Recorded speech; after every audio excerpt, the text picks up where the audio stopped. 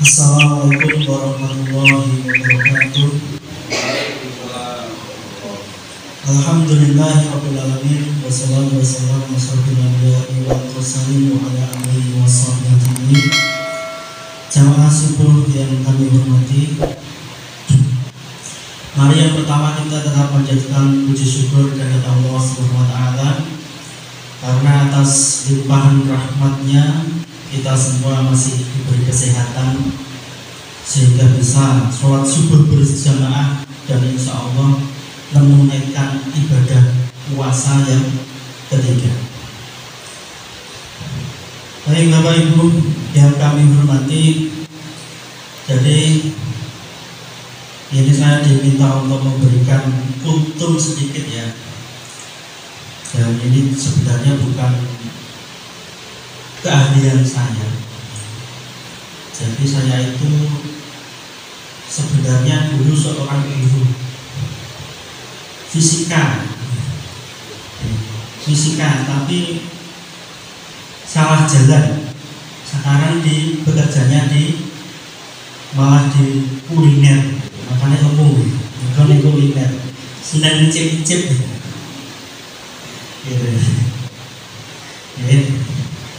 Jadi pada pagi hari ini saya akan bacakan sebuah hadis saja, yaitu hadis Arba'in Nawawi.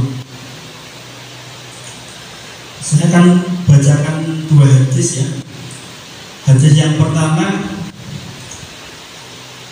dari Amirul Mukminin Abu Hafs Umar bin Al-Khattab radhiyallahu anhu, ia berkata, aku mendengar Rasulullah SAW bersabda, segala amal itu tergantung niatnya dan setiap orang hanya mendapatkan sesuai niatnya.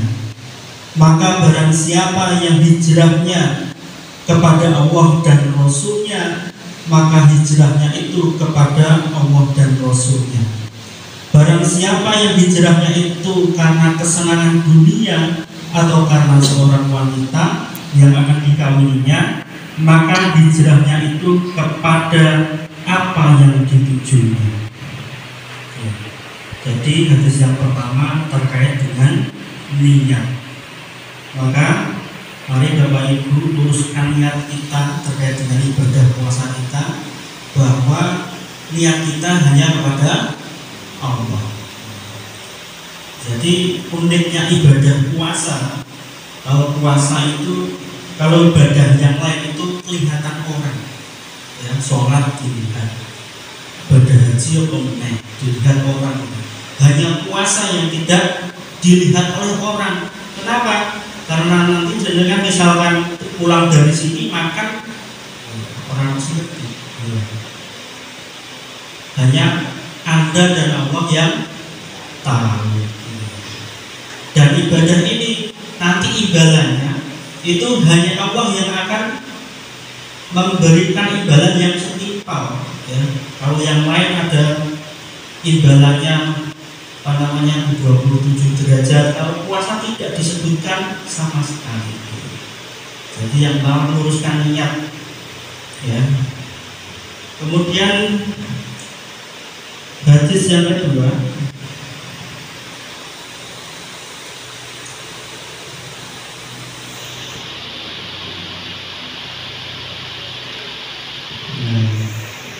ini agak sedikit panjang.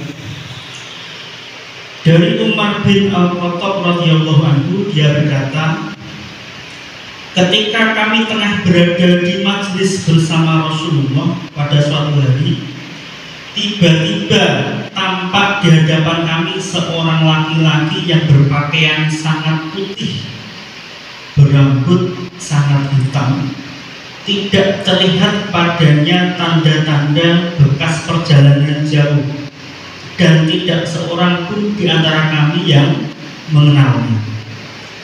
Lalu ia duduk di hadapan Rasulullah dan menyandarkan lututnya pada lutut Rasulullah dan meletakkan tangannya di atas paha Rasulullah.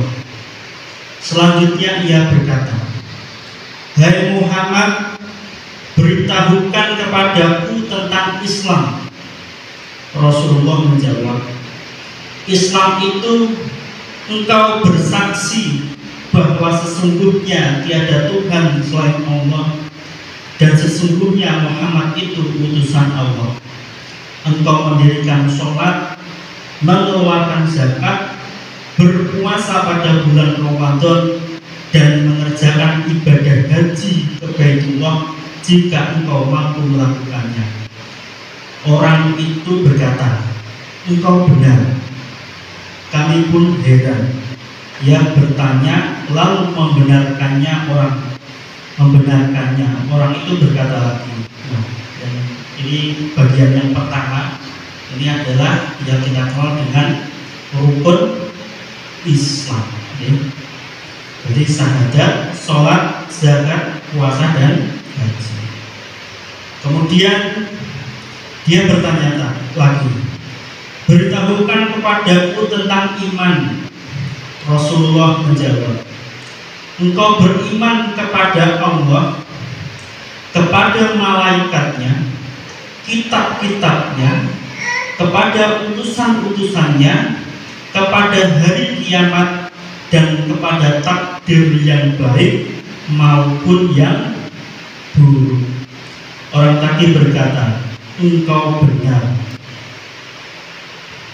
Nah, kalau yang bagian kedua ini biasa kita kenal dengan rukun iman.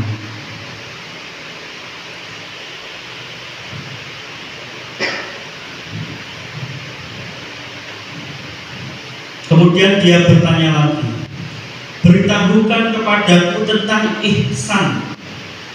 Rasulullah menjawab, engkau beribadah kepada Allah seakan-akan engkau melihatnya. Jika engkau tidak melihatnya, sesungguhnya dia pasti melihatmu. Orang itu berkata lagi, beritahukan kepadaku tentang kiamat. Rasulullah menjawab, orang yang ditanya itu tidak lebih tahu dari yang bertanya. Selanjutnya orang itu berkata lagi, beritahukan kepadaku tentang tanda-tandanya. Rasulullah menjawab, jika hamba perempuan telah melahirkan tuan putrinya, jika engkau melihat orang-orang yang tidak beralas kaki, tidak berbaju, miskin, dan pengembala kambing berlomba-lomba mendirikan bangunan. Kemudian pergilah ia. Aku tetap tinggal beberapa lama. Kemudian Rasulullah berkata kepadaku, wahai Umar, tahukah engkau siapa yang bertanya itu? Saya menjawab, Allah dan Rasulnya lebih mengetahui.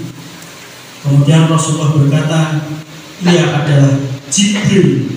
Dia datang untuk mengajarkan kepadamu tentang agama kepadamu.